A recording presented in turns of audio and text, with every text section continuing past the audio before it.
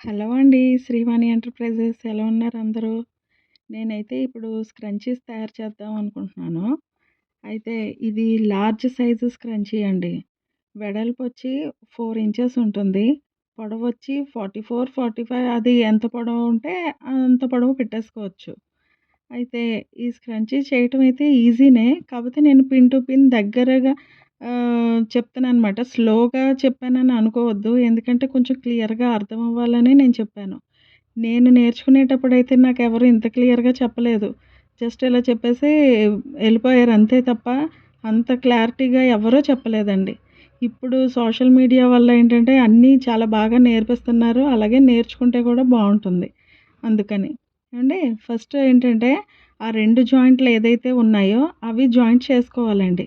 చేసిన తర్వాత ఒక రింగ్ లాగా వస్తుందనమాట. దాన్ని కరెక్ట్‌గా మనం ఆహ్, నీట్‌గా పెట్టుకొని మధ్యలోది ఇలా ఫోల్డ్ చేసుకోవాలి. చూసారా ఎలా ఫోల్డ్ చేస్తున్నానో? అలా ఫోల్డ్ చేసి కిందనున్నది లోపలున్న దాన్ని తోసుకుంటూ స్టిచ్ చేయాలండి. అలాగ కుట్టుకోవడం వల్ల ఏంటంటే హ్మ్, అసలు బయటికి కుట్లు నీట్‌గా ఉంటాయన్నమాట. మనం లాస్ట్‌లో జాయింట్ వేస్తాం చూడండి. అటు ఇటు రింగు ఎలాస్టిక్ పెట్టినప్పుడు అసహ్యంగా లేకుండా నీట్‌గా వస్తుందన్నమాట. అయితే అక్కడ డబుల్ స్టిచ్ మాత్రం వేయండి స్టార్టింగ్‌లోని. తర్వాత లోపలున్న మడత ఏదైతే ఉందో బయటికి రాకుండా చాలా జాగ్రత్తగా లోపల తోసుకుంటూ మీరు కుట్టాలి. లేదు ఒకవేళ అది గాని బయటకు వచ్చిందంటే గనక మళ్ళీ మీరు కుట్లన్నీ ఇప్పుకోవాల్సొస్తది. అందుకు చెప్తున్నాను. ఏవండీ ఇది నీట్‌గా లోపల తోసుకుంటూ కుట్టుకోండి. కుట్టిన తర్వాత ఆహ్, ఏదైతే లాస్ట్ చివరైతే వస్తుందో చూడండి, అక్కడి నుంచి లాక్కోండి. పైపులోంచి లాగుతారు చూడండి అలాగా. అలాగ మెల్లిమెల్లిగా పైపులోంచి లాగినట్టు లాగాలనమాట. పైది పైన లాగాలి. లోపల నుంచి ఉన్న ఆ కుట్టు లాక్కుంటూ బయటికి రావాలి. అది. తర్వాత అక్కడ లాస్ట్‌లోని చూడండి నేనక్కడ చివరి వరకు వచ్చి డబుల్ స్టిచ్ వేస్తున్నాను. మీరు అలాగ డబుల్ స్టిచ్ వేసుకోండి. ఎందుకంటే అక్కడ కుట్టేటప్పుడు విడిపోకుండా ఉంటుందనమాట. ఒక హాఫ్ ఇంచు అలాగ వేసుకుంటే సరిపోతుంది. అదిగోండి. అలాగ లూపు కింద ఫార్మ్ అవుతదనమాట. మొత్తం అంతా బయటికి తీసేసేయండి. చూడండి ఎలా తీసానో. ఆ చిన్న గ్యాప్ ఏదైతే ఉందో దాంట్లో మనం ఎలాస్టిక్ పెట్టుకుంటాం. దానికోసం ఆ చిన్న గ్యాప్ ఇస్తాం. అదిగోండి ఎలాస్టిక్ సైజు గూడా ఇప్పుడు మీ చేతిది మీరు చూసుకోండి. అంటే మీరు చెయ్యికి పెట్టుకోవచ్చు, తలకి కూడా పెట్టుకోవచ్చు. అందుకని నేను మెజర్‌మెంట్ ఇంత అని నేను చెప్పలేదు. మీరు చేతికి ఆ రకంగా పెట్టుకొని చూసుకుంటే ఎవరికైనా అర్థమవుతుందండి. అంతేగాని టేపుల కొలతలు మీదొక సైజు, నాదొక సైజు అలాగ ఉండకుండా ఎవరిది వాళ్ళది చూసుకునేటట్టు నేను పెట్టాను. తర్వాత ఎలాస్టిక్‌కి పెద్ద పిన్నీస్ ఉంటే గనక పిన్నీస్ పెట్టుకోండి.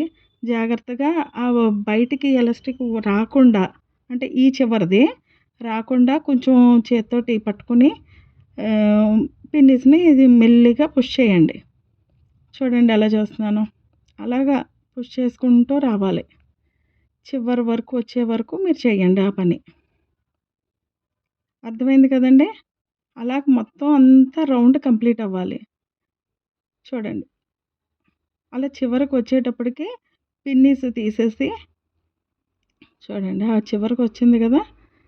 ఇప్పుడు పిన్నీస్ తీసేసుకోండి బయటకొచ్చిన తర్వాత. అలా కుడుతుంటే మీకు అర్థమవుతుంది.